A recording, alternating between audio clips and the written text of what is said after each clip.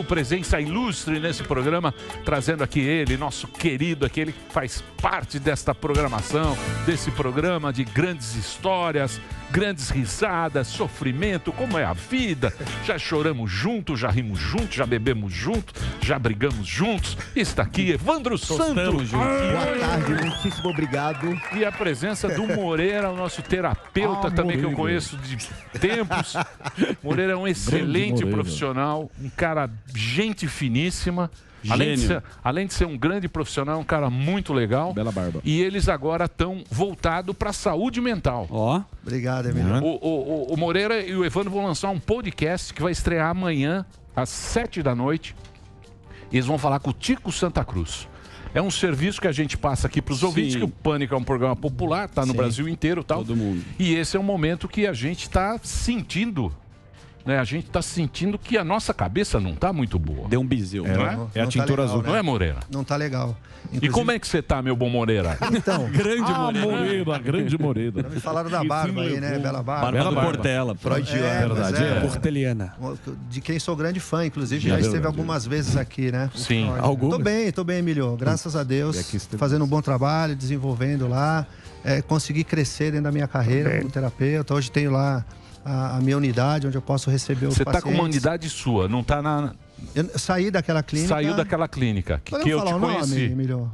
Claro que pode. Que era a Clínica Maia, porque fez parte da minha vida, da minha carreira enquanto terapeuta, né? Que foi onde eu conheci o Evandro. Então, o Moreira, eu conheci o Moreira quando o Evandro teve na Clínica Maia há 4 meses, em 2014. 2014. 4 meses, depois um mês, depois uma semana. Isso, 2014. Sim.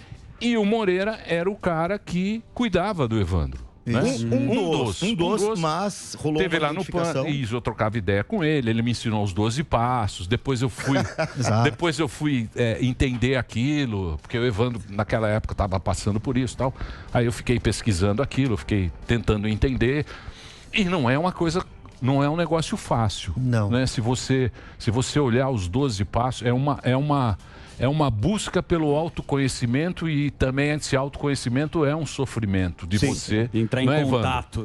Porque é maturar, né? Emílio, os 12 passos é maturar, é entender, é aceitar que é um adicto, aceitar que tem uma doença, acreditar que pode dar a volta por cima. E naquela época, o Evandro, ele teve um primeiro contato. Né? Inclusive, nós tivemos uma conversa fora do ar, não sei se você se lembra. Você falou uma coisa importante que faz parte do processo de tratamento. Nós conversamos rapidamente, você falou para mim assim, com essas palavras: Moreira, eu amo o Evandro, mas as pessoas com quem o Evandro anda hoje é opção dele. E algumas pessoas não estão fazendo bem para ele. E naquela época ele não via. Que é um dos evites que nós chamamos dentro de Narcóticos Anônimos. Pessoas, lugares e situações. E hoje está mais claro isso para ele, né? É isso, e tem que partir dele, né? Acho que o Evandro poderia falar quando que você resolveu realmente ir em busca do seu tratamento. Então, na verdade, eu queria só ser internado e sair para trabalhar naquela época. Eu queria passar o pano. Quando você realmente... o que é o mais difícil para um adicto é pedir ajuda ou se reconhecer adicto. Então, assim, fica naquela... Putz, mas eu posso usar de vez em quando. Mas eu posso beber, mas eu... Fica nessa negociação. Você tem o controle. Sim, e não tem. E a doença sempre te vence no final. E aí... Chegou a pandemia, aquela coisa toda. Teve uma hora que eu tava usando muito em excesso. Aí um dia chapado, mandei uns 20 áudios pro Moreira. Foi a primeira vez que eu pedi ajuda. E aí eu acho que eu tava tão afim de me tratar e de entender, que falei, cara, eu tô morrendo de medo de ter fissura ou ter abstinência nessa internação. Passou 1, 2, 3, 4 dias, 5 dias eu não tive. Aí eu comecei a gostar muito, porque primeiro que eu gosto de mato, eu gosto de sítio. E aí eu tava com o meu relógio biológico totalmente disfuncional. Então comecei a acordar cedo, sou hiperativo, comecei a fazer um monte de coisa, comecei a me interessar mais pelo assunto. Aí o Moreira falou assim, calma aí, vai que não é uma empolgação tua. Falei, puta, eu tô gostando. Além dos 12 passos, comecei a atrás de outras coisas. Estudar Freud, Jung, Carl Rogers e tal. Comecei a gostar da literatura e dos 12 passos. Falei, cara, tá aí uma outra coisa. Eu senti um clique. Teve alguma coisa que te incentivou? Sim. Aí eu me mudei pra clínica de Balicuia. Eu faço residência terapêutica lá agora. Boa. Ô Evandro, e hoje você tem a percepção de quantas oportunidades e escolhas erradas que você fez antes? Hoje você, via as coisas completamente diferentes. Cara, eu tinha um egoísmo, um egocentrismo que é básico do adicto que não se reconhece. Então, assim, na verdade eu sou adicto desde moleque. Embora eu fui usar substâncias muito tarde, eu comecei a usar substâncias com 29. Se você for pensar na minha adolescência, eu passei a adolescência sem fumar maconha, sem usar loló, sem nada, não bebia. Queria fazer balé, queria teatro, transar pra caramba e trabalhar. Minha vida era essa. Quando eu experimentei droga a primeira vez, eu tinha 29. Então eu tive uma pré de que eu era sem a substância. Mas agora, escrever um livro, eu percebo minhas atitudes de compulsões lá na infância, desde 6, 7 anos, porque uma das coisas da adicção é a compulsão por várias coisas, por muitas coisas que o adicto passa. Então hoje eu vejo que eu tinha adicção já latente, já na minha personalidade. Deixa eu perguntar um negócio pro Moreira, que é um técnico sobre esse negócio. A gente sabe que na vida a gente tem muitos buracos que vai deixando para trás. Tem muita coisa que acontece na nossa infância, que você vai falando, porra, deixa para lá, tal, e esses buracos vão e de repente você, ou pode ser uma droga, ou uma droga que o médico dá para você, essas oficiais, né? Sim. Ou bebida, ou maconha, ou sei lá, um benzodiazepina. Um negócio que tire você do baragolê. O Rivota. Quando você faz... Isso é uma técnica? Esse tratamento é uma técnica para você identificar essas coisas? Então, a doença, ela é multifatorial. O que significa que o indivíduo ele vai para a droga por várias coisas. Tem a questão da infância, como que foi a juventude, as amizades, os círculos onde ele passou, toda aquela parte que o cerca, né? Então, quando ele chega no tratamento, a gente procura fazer o que a gente chama de anamnese, que é uma análise toda social, econômica. Então, eu particularmente como terapeuta holístico, com especialização em terapia cognitivo-comportamental, eu costumo ir lá na infância, Emílio. Entendi. Como é que foi tua infância? Como é que eram teus pais? Como que eram teus avós? O que você passou? Teve algum trauma? Você apanhou? Você era muito submisso? Então a gente tem que buscar tudo isso. Então é um tratamento que tem que ser personalizado mesmo. Não tem como. Essa é a palavra. É personalizado. Cada história é uma história, cada um tem um motivo. O Evandro tem o dele, eu posso ter o meu. Os traumas são individuais. Eu atendi um paciente ontem, por exemplo, que ele, com 12 anos, eu posso falar porque eu não vou falar o nome, óbvio. Então não estaria sendo antiético. Com 12 anos ele perdeu o pai, assassinado, porque o pai era usuário de drogas. Ele está com 23 e até hoje ele não conseguiu fazer o luto do pai. Tem um buraco emocional. Tem esse buraco emocional, perfeito, e ele está buscando aonde? No álcool. Entendi. Com 23 anestesiar. Anos. Anestesiar esses buracos que você falou. Entendi. Tem aquela série da Netflix que chama Untold, que fala de coisa do esporte. Tem um episódio que foi ao ar essa semana, que é de um tenista, o Mardy Fish. Ele chegou a ser número 1 dos Estados Unidos, não número 1 do mundo. E aí ele tinha uma partida contra o Federer, provavelmente a partida mais importante da vida dele, e ele se aposentou, desistiu. E ele relata que estava com um transtorno de ansiedade. E aí não fica tão claro no episódio, mas o que eu ia te perguntar é, as doenças mentais são difíceis de diagnosticar, porque não são objetivas, que você tira uma chapa tem comorbidades, uma puxa a outra. E outra coisa, você tem...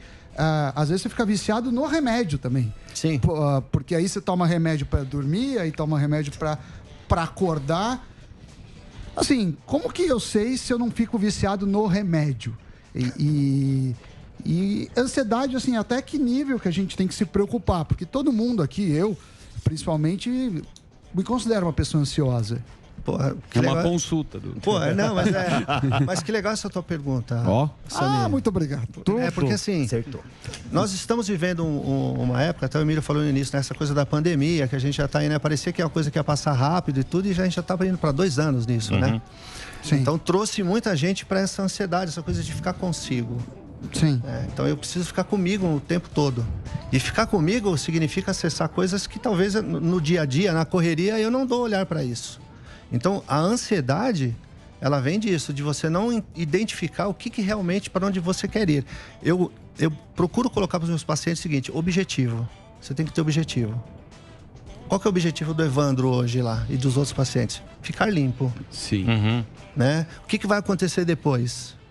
Vamos viver só por hoje. É dia a dia, né? Um dia de cada vez. Então, nesse ponto do Evandro ficar limpo, né? Que agora você está limpo e você é um cara que eu sempre admirei pelo talento e pela velocidade no raciocínio. Sangue de Obama tem poder. Sim. Crê em Deus Padre. São vários bordões. E a gente via que você tinha essa habilidade, né? Você vai fazer um evento com o Evandro Santos, o cara dá um baita de um show. Hoje, agora no Momento Limpo, você já vê uma mudança do seu raciocínio? Você já se sente diferente? Cara, eu tive uma sorte que, como eu comecei tarde, a droga pegou meu cognitivo, mas não pegou tanto. Então, assim, claro que uma vez que você destrói o neurônio, bye neurônio. Então, o que me ajudou muito, e que me ajuda muito na internação, assim, além de eu ter entrado muito de cabeça, como é da minha personalidade, que eu sou intenso e tenho transtorno bipolar afetivo, mais hiperativo. Então, eu voltei a ler muito, a escrever muito, eu tenho que estudar muito. Então, meu cognitivo está cada vez melhor. Então, aquilo que me fez bem, que era responder na ponta da língua, hoje, em processo terapêutico, me faz mal. Porque como eu estou estudando sobre, eu tento dar um diagnóstico, falo, puto, o Moreira fala, calma, espera, pensa bem, vê longe, vê macro, não vê micro. Então, essa resposta na ponta da língua, eu não posso dar. Então, eu penso, falo, peraí, deixa eu analisar mais um pouco. Então, eu comecei, porque eu sou muito id, eu sou extremamente impulsivo. E ele é super ego. Seu cérebro é tão rápido que você tem que ter paciência pro processo. Sim, então eu tenho que respirar e falar, putz, eu não posso falar isso agora. Ó, posso falar isso com você depois? Amanhã a gente vê. Puta, agora eu não posso. Então, principalmente a falar não. Eu falava sim ou não, e vamos que vamos. E não se vive desse jeito. Legal. Então, mas deixa eu perguntar um negócio pra você. Tudo bem, o Evandro, a gente conviveu muito com ele e muitas vezes eu tirava o Evandro do ar porque eu não queria... Eu acho legal isso que vocês estão fazendo. Eu acho importante isso. Mas eu estava até falando com meu filho, ele vai fazer agora o Setembro Amarelo, que agora é o Setembro Amarelo. Isso. Amanhã começa. Mas é uma coisa que não pode ser muito banalizada. Não. Né? Não pode, porque muita gente usa essa pauta, todas essas pautas usa em benefício próprio. Usa para aparecer, usa para aparecer bonito. Legal, né? E isso é um negócio sério, cara. Modinha, né? Como se fosse uma modinha, isso. E é um negócio que eu acredito que você vai fazer seriamente isso aí. E é uma coisa que a gente tem que tomar muito cuidado, porque a gente, ao mesmo tempo que a gente tem que levar para o público, ele tem que entender que isso não é uma coisa... A gente não pode banalizar isso. Não. E acho que é o trabalho que vocês estão fazendo. Sim. De não banalizar, porque às vezes a gente vê um monte de série que está falando sobre isso, série de televisão e tal, não sei o quê. Às vezes fica meio romantizado e tal. Porque é muito difícil. É muito difícil. Eu tive com o Evandro várias vezes naquela época, que eu chegava para ele chegava para trabalhar, aqui não me doía tanto, cara. Eu tenho certeza. Eu falava, porra, Evandro, você é um cara que a gente gosta. Eu quero que você volte a ser o Evandro, né? E ele não conseguia articular. Não, você sabe. Ele não conseguia articular. Eu falava assim, cara, vem aqui. Não quero que ninguém veja você assim. Proteger. Eu não quero que ninguém veja você assim, porque você é um cara que tem muita gente. Então é um negócio, cara, que a gente sofre também. Sim. Entendeu? A família adoece. É um negócio que você sofre, aí você fala... Junto, né? Aí eu falava assim, puta, esse filho da mãe vai sair daqui, ele tem os funcionários dele, o cara vai comprar a droga pra ele vai voltar assim. Sim. O que eu faço? E eu acredito que os pais... Mãe, quem tem filho, é a mesma coisa, cara. E o cara não sabe o que fazer. São 16 pessoas que você atinge no mínimo. Você gosta da pessoa, você não quer ferrar a pessoa, entendeu? E é difícil. Ô, Emílio, um adicto adoece de 10 a 12 pessoas na família. Porque a família também adoece. Então, quando o adicto, o adicto na ativa. Né? Porque tem um adicto que está na ativa, que está no uso, e o adicto que está em recuperação. Então, quem está em recuperação não recai. Nós costumamos dizer em Narcóticos Anônimos que a recaída faz parte da doença. Então, quando eu deixo a doença, quando o adicto deixa a doença agir, que é no comportamental, que é na compulsão, na impulsividade, que é o que a gente está trabalhando com o Evandro e com os outros pacientes que hoje eu tenho lá na minha clínica, que é trabalhar isso, achar esse equilíbrio, o autoconhecimento, a coisa de eu preciso pensar, descartar o primeiro, o segundo, às vezes até o terceiro pensamento antes de eu responder alguma coisa, antes de eu falar alguma coisa. E isso que você falou da angústia que dá de ver uma pessoa que tem potencial, que está se perdendo, que você está mostrando pro cara, falando, a coisa está ferrando, está indo pro buraco, você tem responsabilidade, você não está dando mais conta. e você não poder fazer nada, é o que o Daniel falou. Daniel, né? O Daniel falou, depende da pessoa. Isso. Por isso que naquela época, inclusive quando você falou do raciocínio rápido, eu lembro que o Evandro ainda estava internado e nos foi pedido pela Juliana que ele fizesse uma saída com a Nicole Balls para fazer uma matéria num bistrô, no Paris 6. E eu acompanhei como acompanhante terapêutico dele e tal. E eu me lembro que naquela época eu encontrei com o Delari. O Delari estava lá e enquanto ele estava fazendo a matéria, o Delari encostou e falou: Moreira, que coisa, o Evandro voltou. Olha o raciocínio dele. E é tudo isso mesmo. E a droga faz isso. Tira, vai minando a pessoa, né? Vai jogando num buraco. Que é onde o Evandro ficou. Aí que tá, Moreira, perdão. Posso? Não, a gente já mencionou o autoconhecimento aqui e com certeza, como o Sam disse, todos nós passamos em algum grau por essa busca pelo autoconhecimento, especialmente nesses últimos 2 anos. Seja em busca do seu propósito de vida, se pacificar a sua vida íntima, entender suas crenças, valores, suas sombras e também ter uma conexão com o divino, né? Para você se sentir melhor. Então, além disso, a gente fala da ansiedade aqui. Para mim, no meu caso, o que funciona são alguns gatilhos, alguns mantras. Uma coisa que funcionou muito bem para mim foi tipo, tente se comparar não com os outros, mas com a sua versão de ontem, tente ser melhor que a sua versão de ontem. Perfeito. Você conseguiu transmitir algum mantra, algum gatilho de fácil compreensão e absorção pro Evandro aplicar na vida dele? Vários. Até você pode responder um deles. Cara, na verdade, assim, eu ainda tenho uma necessidade de núcleo familiar. Quando eu saí de casa muito cedo, eu era aquele cara que batia no peito. Pô, saí de casa mais cedo, puta vencedor e tal. Só que isso me pegou lá na frente, na curva, quando eu percebi que eu precisava de núcleo familiar. Então, assim, eu precisava de núcleo familiar, falta de figura paterna, que isso também tinha, e, querendo ou não, quando eu tava aqui no Pânico, eu tinha uma rotina, eu tinha que levantar, tinha a rádio, tinha as viagens e tal. Então, assim, a não rotina é uma grande inimiga de um cara que é imperativo. Na clínica eu tenho rotina, eu acordo 7 da manhã, eu sou um dos primeiros a acordar, põe o povo de pé, acorda aí, vamos lá, todo mundo. Sou um dos últimos a dormir, porque eu escrevo e estudo ainda, então eu tava precisando dar uma parada nesse ritmo frenético. De comédia, que é muito show, é muita correria. Você fica o dia inteiro ocioso. Por mais que você escreva, que você leia, que você vá até a academia, você espera tudo à noite. Aí passa, é um pico de adrenalina muito grande. E o que você faz com o resto da minha energia? Então lá, eu consigo chegar na clínica a um limite de exaustão, porque eu também sou paciente, estudo, colaboro com a clínica e ainda ajuda os pacientes. Então, você fazer várias coisas. Vou fazer os cursos depois. Então, eu ia ficar 4 meses, vou ficar 2 anos, vou fazer um monte de especialização. Então, finalmente, eu encontrei um lugar que eu posso realmente colocar toda a minha energia, que isso me angustiava. Eu detestava ser hiperativo. Eu queria ser uma pessoa calma. Assim, sabe? Tipo, queria ser um cara... Eu olhava as pessoas calmas, assim, e falava, putz, eu não tenho isso. E hoje eu me aceito como hiperativo. Então, assim, aí calhou de eu encontrar um lugar que eu consigo desenvolver minhas habilidades interpessoais, me relacionar de verdade com pessoas, porque lá você faz partilha, então você sabe o problema do outro. Lá numa partilha, um companheiro fala, pá, tentei suicídio. Pô, identifica, eu também. Ah, perdi tudo, identifica, eu também. Ah, roubei minha mãe, identifica, eu também. Então você perde essa vergonha. Desculpa interromper, esse foi o princípio do AA, né? Foi.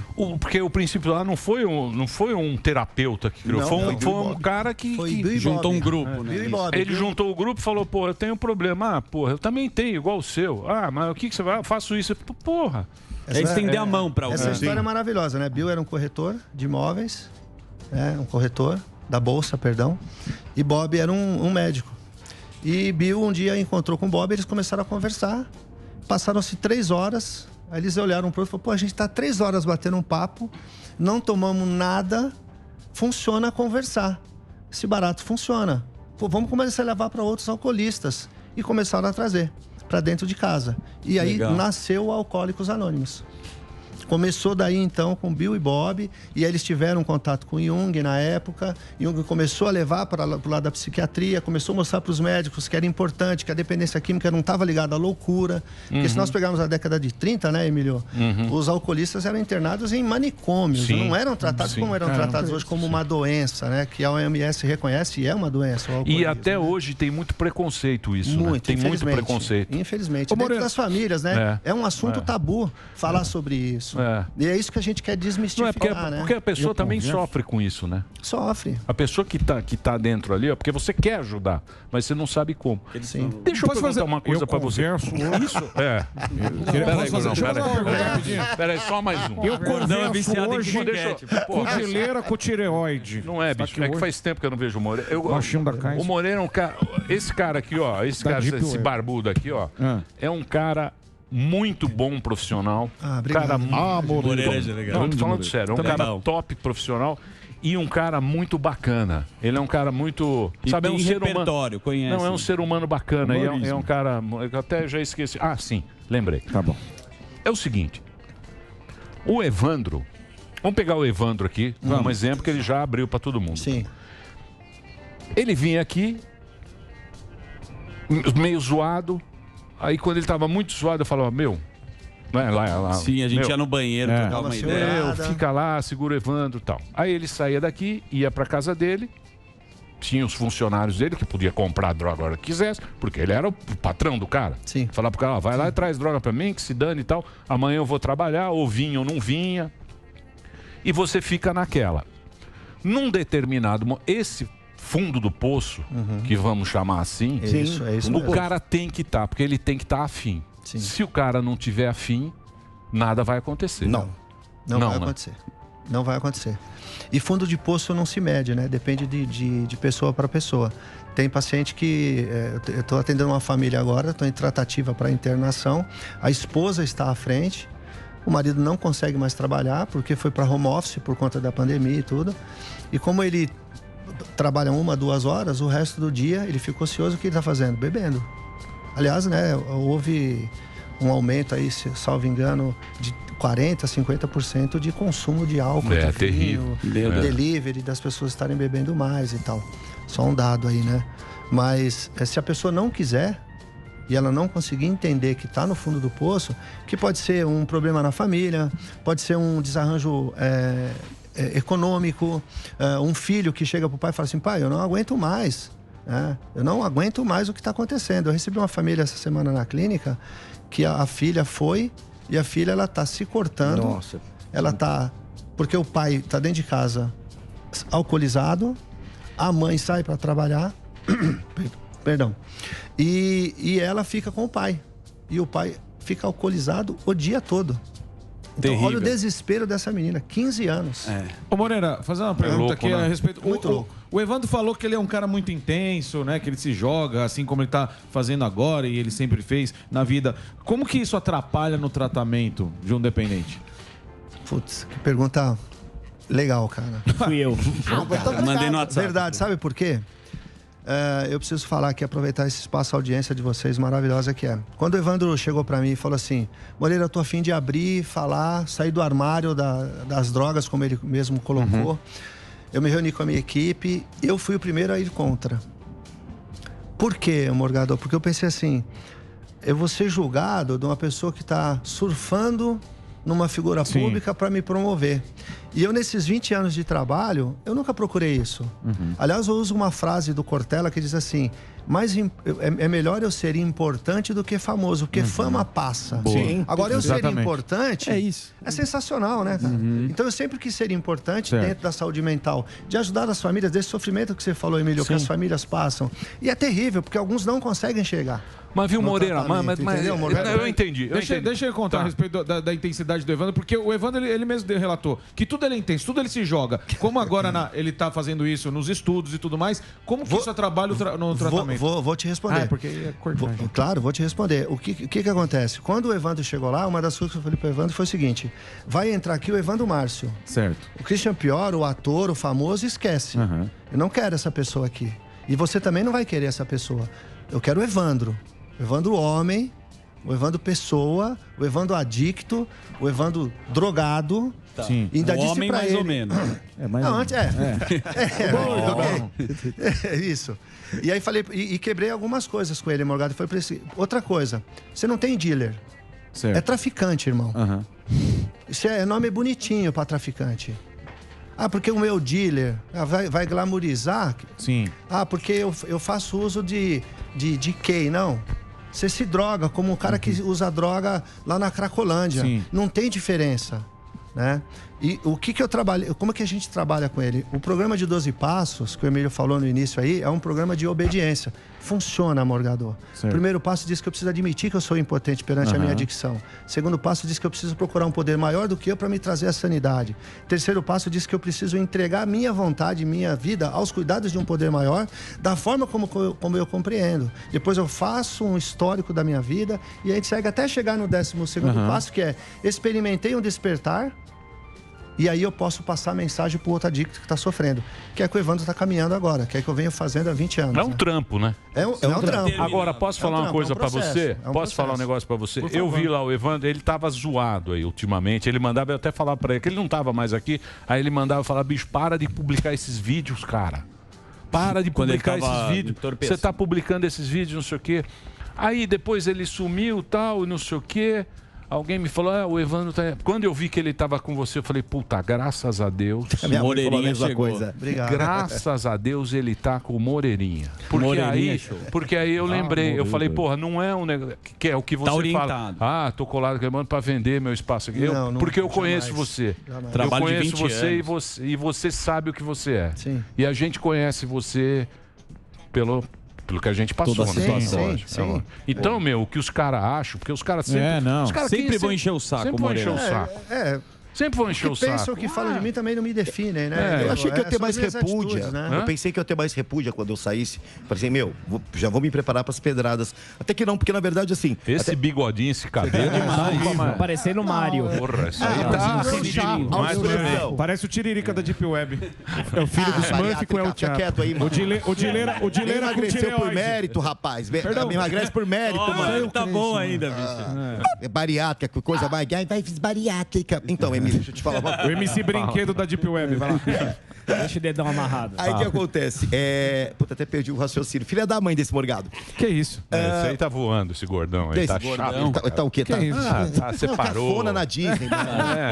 Fazendo permuta com na mala. Disney, parece a calabresa. Não entendo isso. Roqueiro da Disney. Mas olha lá. Só para fechar, posso, Emílio? Só para fechar, o Morgado. Então, como o programa é um programa de obediência, assim como eu fiz com o Evandro, eu faço com os outros pacientes. Funciona, mas você precisa obedecer. Então, quando ele começa, parafraseando, a ficar muito peru, falou, baixa aí, seja menos. Né? Ele fez alguns posts lá e depois a gente conversou, não cabe citar aqui, porque 3, 4 vezes por dia ele está pegando agora o celular, porque outros pacientes também, que fique claro, né? Não é porque é o Evandro, tem outros empresários que estão internados lá, que precisam 1 ou 2 vezes por dia acessar um notebook para tocar o negócio dele e tal, porque a gente tem uma visão diferente, sabe, Emílio? Porque ele está internado, não é que ele não vai deixar de... Isso, perfeito. Então, assim, a gente tem horários combinados, onde alguns pacientes eles fazem uso de celular, com uma disciplina, com horário, com regra. Então, Morgado, respondendo a sua pergunta, finalizando, o que eu coloquei para ele é o seguinte: funciona, mas você precisa fazer parte do plano. Quando eu disser para você menos, eu vou te explicar por quê. E o Evandro é muito disciplinado nesse sentido. Então isso tem funcionado. Quando ele começa aí... Quando ele falou desse cabelo, eu falei, pô, o cabelo é teu, cara, pinta de azul. Eu nunca faria isso. Cagada, ele é o Evandro, cagada que você fez, Moreira, beleza. Evandro, beleza. Né? Não dá pra fazer tudo com o cara. Não dá pra consertar ele inteiro. São as decisões dele, mas o Evandro tem sido muito obediente, muito disciplinado e tá funcionando. Eu mantenho os meus pés no chão, então é só por hoje. Sim. Né? Eu aceitei estar com ele nesse podcast que nós vamos estrear amanhã. Mas eu falei pra ele... Bem legal. E vou falar aqui. Eu falei pra ele, se isso começar a me mostrar que isso vai atrapalhar a tua recuperação... Te para na hora. Não, eu tô fora. Legal. Não, e isso é muito claro, é muito claro. Essa é a meta maior, logicamente. Mas, e por acaso, na divulgação do podcast, você se define como um ex-comediante. Por que você se designou assim? Por que talvez não usar o humor como a arma que é para penetrar esses tabus, quebrar esse olhar intransigente contra você? Cara, porque assim, eu já me vi no palco falando 1h20 besteira, mas quando eu quero palestrar, falar sobre saúde mental, Pode até ser que venha uma veia humorística, pode ser até que venha uma coisa engraçada, mas quando você vai falar de saúde mental, e no que eu quero falar, que é dependência química, e o porquê, principalmente sobre ketamina, que é uma substância que está tomando muita proporção, como é que eu vou falar isso com propriedade e colocar humor? Pode ter momentos leves, mas assim, eu vou estar falando sobre vidas. Sim. Não dá para brincar que alguém tá com overdose, ou que alguém tá cheirando, ou que alguém tá com N problemas. Então, assim, é uma outra postura. Que continua sendo humanista. Muitas pessoas mandavam pra mim, pô, Christian Pion me tirou da depressão, me ajudou a sair do armário. Eu continuo trabalhando com pessoas. Meu trabalho é humanas. Só que é comédia, porque não dá pra você ser comediante e falar de saúde mental. Sim. E é difícil. Assim, você tem que vestir uma coisa. A gente evoluiu. Eu tô 46 anos. Não tenho mais 32 pra ficar falando turnaround. Até falaria. Lógico Tá que na tem. veia, entendeu? Você tem. Não vem, não. Evandro, a verdade é uma só. Eu sei que você não é oportunista. Sim. Eu sei que você tá lá cara do puta bem. cara sério. Então, quer dizer, você tá tentando ajudar. Como é que vai acontecer isso? A gente não sabe. Sim, Qual é a ninguém tem consequência? controle de Quando eu Ninguém tem subi controle. pra palestrar, O importante é que a gente está tentando fazer alguma coisa legal. E tem Isso um é trabalho. importante. Tem mais perguntas? Vamos uma questão, só para abordar um Deixa eu tema. falar, pera lá. Só fazer o serviço aqui. Amanhã eles vão estrear, 19 evidentemente, horas. lá no YouTube. no Podcast. No podcast. É o Tico Santa Cruz, que é um cara também muito preocupado Com a saúde mental. muito preocupado com saúde mental. Ele participou o ano passado. Você vai fazer o Setembro Amarelo? O Emilinho Vou te levar faz lá, aqui. viu? O Emilinho faz aqui o Setembro Amarelo, a Amanda teve aqui. A Amanda vai estar com a gente também lá. Amanda, Suzy Rego, Analice Colau, Isabela Camargo. Vai ter uma galera lá. Belo cast. Belo cast. Entendi. Então, amanhã às 19 horas, você pode acompanhar o trabalho do nosso querido Moreira e do Evandro Santo sobre esse assunto que é bem legal. E o cara que fala bem. As angústias. A gente tem muita angústia, né? Muita ansiedade. Frustrações.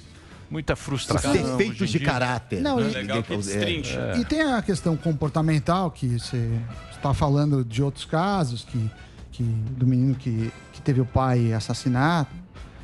Mas tem uma propensão genética, pelo que eu vi. Tem gente, por exemplo, o pessoal brinca que eu sou um psicopata adormecido, porque veio Isso? Não, mas veio um médico que fez um exame de DNA e falou: você tem o gene do psicopata. Mas não se manifestou. Mas tá adormecido. ainda. Mas Tá você tem um adormecido. olhar que Tem. dá mesmo. Então, Você não viu ele no é que você não viu jogando sinuca. É que você não viu a hora que briga. Nossa, a hora que você tira. Então, aí eu queria te perguntar Brincadeira, isso. ô Samir, brincadeira. Não, mas eu queria te perguntar isso. Geneticamente, a gente tem como saber, porque aí você toma mais cuidado para qualquer tipo de doença, seja depressão, seja vício, seja o álcool. O que dá para saber de predisposição? Samir, se você pegar o Código Internacional de Doenças e ler, você vai entender que você tem um monte de coisa. Então eu até digo, nem leiam, porque senão você vai... Não lê a bula do remédio. Como ler a bula do remédio. Todos temos alguma coisa que em algum momento pode aparecer. Então está muito ligado ao meio onde você cresce. Eu acredito em partes na questão da genética. Posso até contar minha história bem rapidamente. O meu pai era alcoólatra. Por que eu digo que ele era? Porque ele morreu. Porque a doença, a dependência química, ela não tem cura. Então, ok? Não sou eu que digo, não é a clínica, é a OMS. Então não tem cura. Ela é incurável, ela é progressiva, progride na potência, na frequência e na quantidade. Então, se você pegar um alcoolista, por exemplo, e perguntar para ele, ele está tomando 2 litros de cachaça, ele começou a tomar um golinho e vai aumentando, então progride. Então, na minha família, o meu pai era alcoólatra, meu avô era alcoólatra, eu era um alcoólatra, né? Eu tenho uma história, então até gostaria de falar aqui rapidamente, para não tomar muito tempo, porque a gente tem que falar mesmo dessa questão. Eu sou um adicto em recuperação, eu estou há 24 anos limpo. Eu era gerente de um banco e eu virei morador de rua.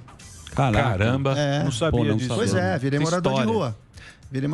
Minha mãe me colocou na rua e falou: aqui na minha casa você não vive mais, não dá, meus irmãos pressionaram e tal. E foi o que salvou minha vida.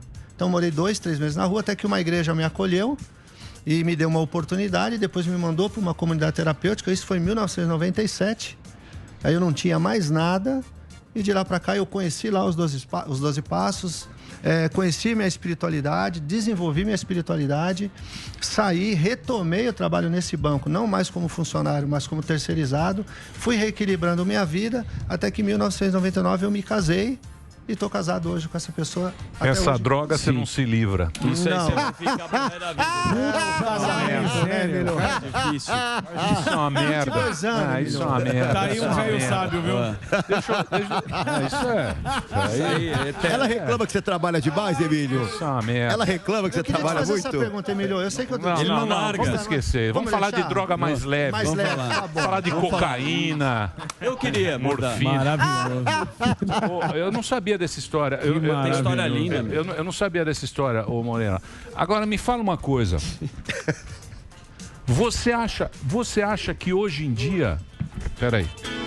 Muito bem, estamos de volta aqui na programação da Jovem Pan. Hoje um papo muito bacana com o nosso querido Evandro Santos, que está aqui, que eu tô até... Pô, eu fico emocionado, porque eu gosto muito do Evandro. Uma pessoa muito querida aqui Recíproco.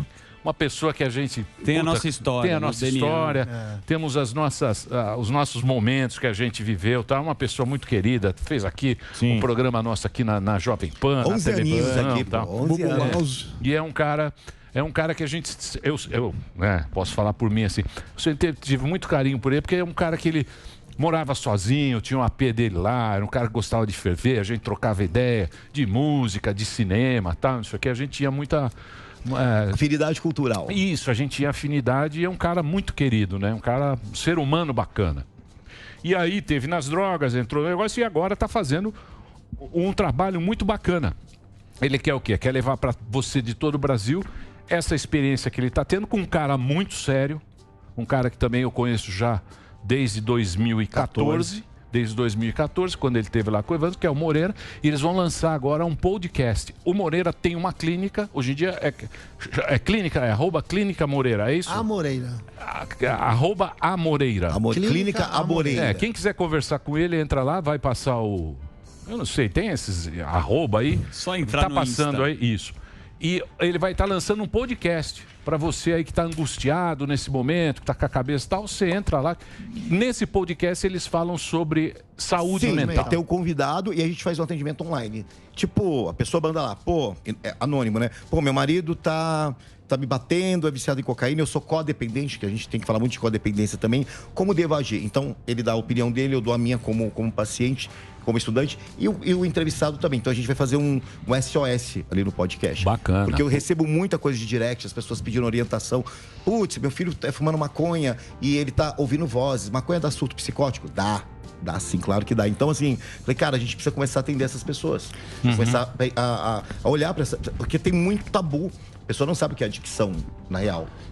Ô Moreira, deixa eu fazer uma pergunta. Converso. Eu converso. Ele é doutor. Conversa. Não, mas eu preciso... Eu tenho muita curiosidade. Depois fazer uma consulta. Eu aprendi os 12 passos com ele lá, que tinha na parede e tal. Moreirinha. Apesar dos 12 passos.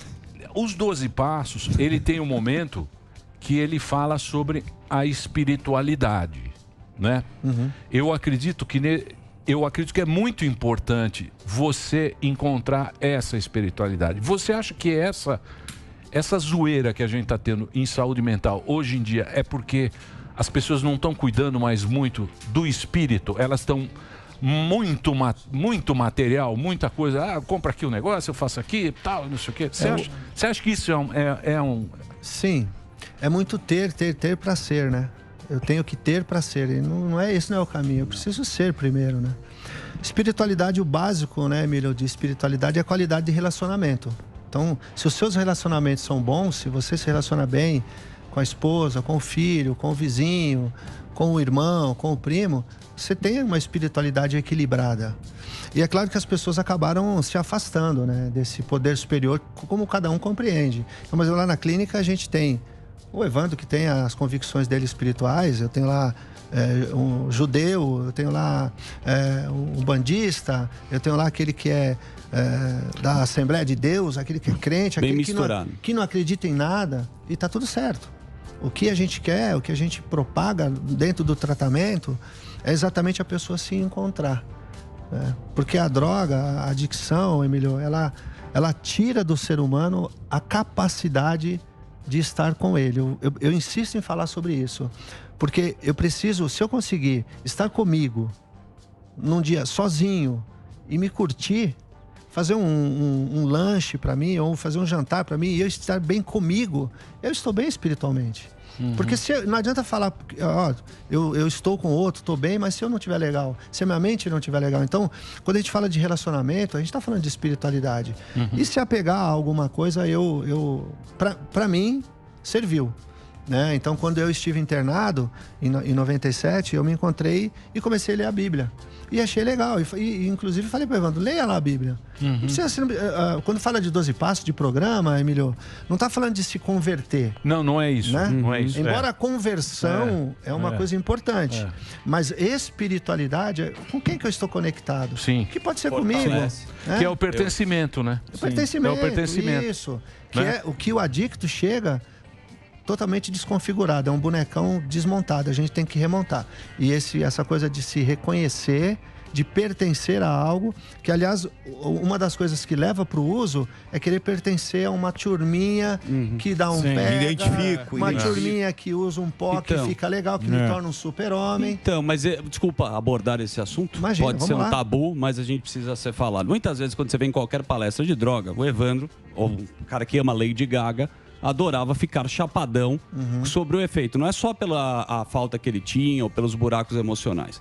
Muita gente usa droga. Sim. Usa cocaína, usa maconha. Mas me parece uma roleta russa. Porque cada organismo reage de uma forma. Sim, perfeito. Né? Perfeito. Então você não sabe. Você vai tomar um negócio, pode ser que você fique viciado, pode ser que você leve e consiga usar. Como que é a orientação? O que é proibido? O que o cara não deve jamais experimentar? Porque às vezes... Qualquer droga, você não deve começar nunca. Não sei, porque tem drogas recreativas, tem drogas que são liberadas. Tem drogas... Ótima sua pergunta, Daniel. Obrigado, querido. Tem o uso recreativo.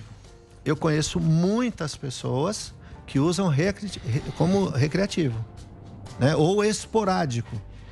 Mas você falou muito bem, a predisposição orgânica não me garante que se eu experimentar... E foi o meu caso. Então tem pessoas que bebem, eu tenho na minha família sobrinhos que bebem pra caramba.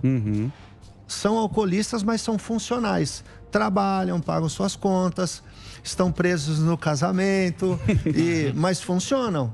Mas tem aquele que, por conta de predisposição orgânica, ele para. Chega uma hora que ele vai disfuncionar. Que era o meu caso. Eu era aquele cara, sabe aquela pessoa que fala assim: meu, como o Moreira bebe, cara. Bora tomar uma, Moreirão. O Moreira toma Desce todas e não cai. Bebe a noite inteira. Esse vai ser um alcoolista, é o cara que com certeza. Que é o cara que é o cara forte. A gente falava na boate. Esse vai desenvolver. Esse que se ferra. Não bate, né? Incrível isso, né? Na boate a gente fala assim, foi pra enfermaria fraca. E pra lembrar, como isso é muito sério, isso é muito sério assim, ó, eu tomei a primeira com 29.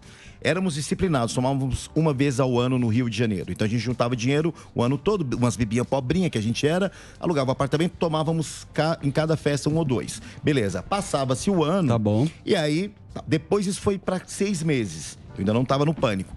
Então, depois começou a ficar uma falta de vergonha na cara. Mês e meio, depois semana a semana. Aí muita gente falou assim, aí você começou a usar drogas porque você entrou no pânico? Não. Quando eu entrei no pânico, eu já usava drogas de uma maneira recreativa. Tá? Então, assim, fique bem claro. Não, porque ela era um ambiente tóxico. Eu falei, não. Tem nada a ver uma coisa com outra. Eu já era adicto e nem sabia. Isso se aumentou devido a um monte de problemas que aconteceram num ano que eu não soube lidar. Então, para quem tá ouvindo, Emílio, equipe, Pânico, não teve culpa de eu ser um adicto em ativa. Você não tem nada a ver com que faltava. Não, o ambiente era muito doido. Vocês trabalhavam chapado. Eu falei, cara, eu trabalhei chapado. Ó, de umas 400 festas que eu devo ter feito, acho que 10... Eu fui chapado, porque Foram poucas. Porque eu não rendia. Foram poucas, é porque uma questão de respeito. Na rádio eu vim mais vezes, sim, confesso isso. Mas assim, eu já ia explodir de qualquer maneira. Sim, droga. já estava no processo. Eu podia não estar no pânico, ia acontecer. Desculpa, só para complementar. O ambiente que você tá falando tanto. Balada é uma coisa que o cara vai voltar. Ele precisa ter a vida social. Rave da Maria, por aí vai. O cara, como é que o cara, depois que ele tá nesse processo, restabelece, pode voltar a fazer as coisas que ele fazia? O programa ele sugere o seguinte: após 2 anos, durante 2 anos, não. Ficar afastado Nem sexo, mesmo. Fio. Tá? Nada. Não. Ô, Evandro, e o que 2 que rolou? anos. No mínimo, 2 anos. Você mencionou matérias que você fez sobre a influência aí das drogas e tal, mas o que aconteceu recentemente no podcast do Vilela? O que aconteceu nesse episódio? Eu tava chapadérrimo, misturei Rivotril com ketamina e lá fui eu, irmão. Aí não segurou a onda. Pra aguentar 6 horas. E bandeira branca. E depois voltei lá e pronto, foi isso que aconteceu. Beleza. Eu tava chapado. Muito tempo também. O Evandro, cara, é um cara, assim, muito sensível. É que a gente vê esse Evandro zoeirão. Sim. Turrão. Né? A gente vê esse Evandro zoeirão. Vamos lá. Mas é um cara... Coração. Não é um cara sensível, romântico e tal. Então isso aí também conta Porque as pessoas, elas fazem uma conta diferente do que... Resume. Elas vão na persona. De quem conhece, de quem sabe, né? Falar da história do Evandro, as pessoas conhecem, né, Emílio? A gente conversou bastante sobre isso. Tem algumas situações lá da infância e mesmo depois, enquanto adulto, que ele percebeu numa sessão de Theta Healing que ele fez lá na clínica, da questão do abuso, né? De ser abusado. Sim. E isso ele pode falar melhor do que eu, né? Eu tô falando aqui porque você já falou no GTD. Rapidamente, porque Theta Healing que pinga uma gota Não. É uma coisa mais quântica, mais energética. Vamos lá, vou te explicar o que é Theta Healing. Porque você passou, né? Sou assim por causa da minha mãe. Isso é uma situação. Tá, que situação foi de abuso? Peraí, mas o primeiro abuso foi da sua mãe? Não, vamos lá, vamos caminhar. Onde é que você identifica? Você mapeia. 4 anos de idade.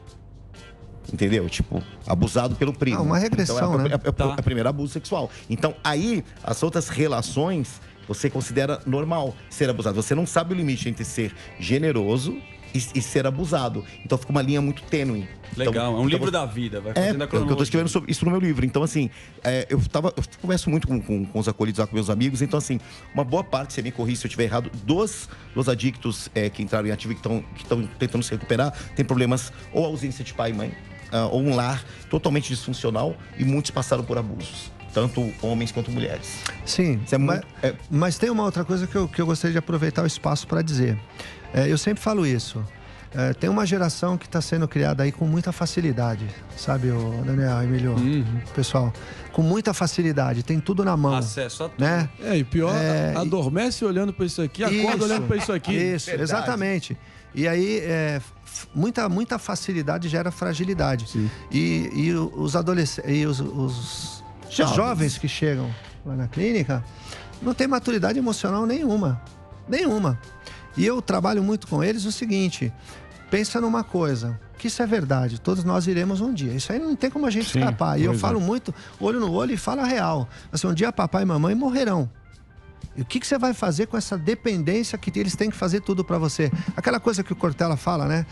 Meu Deus, alguém precisa fazer alguma coisa, mas ninguém faz absolutamente nada. Não, porque eu vou mudar o mundo, mas não arruma nem a cama. Aí quando chega lá, pequenas regras que a gente coloca, o cara não consegue. Porque, eu estou aqui e a batata podia estar mais passada, porque o tomate não está legal, podia ter um tomatezinho. Então acaba olhando para as prioridades inúteis, que eu chamo de prioridades inúteis. Essa não é prioridade, meu querido. Você estava na droga, ninguém vai te maltratar aqui. Você vai ter uma alimentação legal, você vai ter um acolhimento legal, porque eu acredito nisso, na coisa do humanismo. Não é porque o adicto chegou lá que ele estava usando droga e não importa qual substância, que eu vou maltratá-lo, do tipo, de seu direito a não ter direito. Tem direito, sim. Lá a gente senta, a gente conversa, eles falam, eu falo, minha sala fica aberta. Você tem uma reclamação, brother, vem falar comigo. Eu sou o gestor, vem conversar comigo. Se eu não tô aqui, fala com a psicóloga. Mas não fica falando entre vocês, porque gera fofoca. E fofoca não é legal. E tem a ver com comportamento. Então vem falar comigo, seja assertivo. Moreira, aconteceu isso. Então, como é que nós vamos lidar com isso? Como você lidava lá fora? Então tem tudo isso a ver. Trabalhar com a verdade. É trabalhar com a verdade com crescimento, Show. né? Muito bem. Emocionante, então eu ficaria a tarde inteira aqui batendo um papo com vocês. Legal. Eu queria agradecer o Evandro muito. assim também é demais. Obrigado mais uma vez. Parabéns, Moreira. Obrigado. Moreira, muito legal. Põe lá, tem como colocar aqui do Moreira o seu... Moreira. Tem Moreira Terapeuta e Clínica Moreira. Terapeuta. Entra lá, bate um papo com o Moreira. É um cara sério, Se a turma tem essa preocupação que você colou no Evandro, porque às vezes eu acho isso, não, o Evandro é famosão e tal. O Evandro também é um cara muito legal, um cara quem te ama, que a gente adora aqui. Sim. Então a gente convida aí todo mundo para assistir lá o Puramente podcast. O podcast, que como é que chama? Puramente. Puramente. A estreia amanhã às 19 horas no YouTube, youtube.com/puramente. Puramente. Só entra lá, já se inscreve aí e você vai ter o Tico Santa Cruz amanhã estreando e vai poder trocar uma ideia. Que nesse momento, nessas coisas, eu acho que a gente deve principalmente sentar com alguém e perguntar: e aí, cara, como é que tá? Como é que estão as coisas? A gente se esqueceu de... E por último, Emílio, ainda vou ser responsável pela Marcha da Saúde Mental. Escreva isso. É isso aí, Evandro. Valeu. E boa sorte pra você. Conta com a gente aqui, com o espaço. Sempre. Obrigado. Gratidão, sempre. Conta aqui com o espaço eu que com a peço gente. desculpas. Eu que peço desculpas daquela época. Não tanto que eu fiz pedir você desculpa nenhuma. Perder sono, atrasar o lado da equipe. Lembra quando a gente ia no Bubu Lounge? Com Paulo Pringles. O baile da espuma, você não lembra. Eu não me imagino mais lugar. Baile da espuma, sabe o que eu gosto? Eu quero, sabe o que me dá adrenalina? Fazer resgate. Eu tô louco pro Moreira me colocar nessa. Você vai resgatar um paciente. Jamais. As marmitinhas, pode ser o que eu quero fazer. Eu era uma bibinha. Eu quero. Adrenalina agora é ir no NA, e outras Não coisas. sei se a gente tem tempo. Pode falar. Você me falou uma coisa no caminho que você tem que fazer. Então, a gente chama de nono passo, é quando você faz reparações. Eu queria muito me reparar, toda a equipe do Pânico, da época e atual, e os ouvintes, às vezes que eu cheguei extremamente chapado, que é o desrespeito com o público, com o Moreira, com o Emílio, com o Tutinha, com o seu Tuta. Eu estava completamente insano e gostaria de pedir desculpas, que eu estava num extremo egoísmo e egocentrismo. Eu estava realmente fora de mim e não via nada além do meu umbigo. Eu sei que eu prejudiquei muita gente, a equipe ficava sempre em estado de alerta, então peço perdões de coração. Esse é o nono passo, Emílio. Fazer reparações a pessoas a quem eu prejudiquei. Mas eu uma pessoa é como se estivesse doente, né? Tava doente? Ela não tem noção. Eu não guarda mágoa. Eu não tenho isso.